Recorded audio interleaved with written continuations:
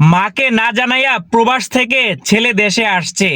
মাকে ফোন দিয়ে বলে, আপনার একটা পার্সেল আছে, পার্সেলটা নিয়ে আসছি, পার্সেলটা নিয়ে যান। দেখেন মা গর্তে বের হইছে, চিন্তা করতেছে আমি তো পার্সেলে অর্ডার দেই নাই, এই পার্সেলটা কে পাঠাইলো সে চিন্তা করতেছে। তারপর দেখেন ছেলে দাঁড়ায় আছে, চিনতে পারতেছে না, মা চিন্তা করতেছে পার্সেলটা কে দিল। হঠাৎ করে মুখটা খুলে ছেলে মাকে দেখাইলো। মা তো জড়ায় ধরছে, ধরার পরে আত্মীয় স্বজনকে, ফ্যামিলির ভাই বোনকে সবাইকে ডাক দিতেছে। আর দেখেন মা কত খুশি হইছে, এটা বলার কোনো ভাষা নাই।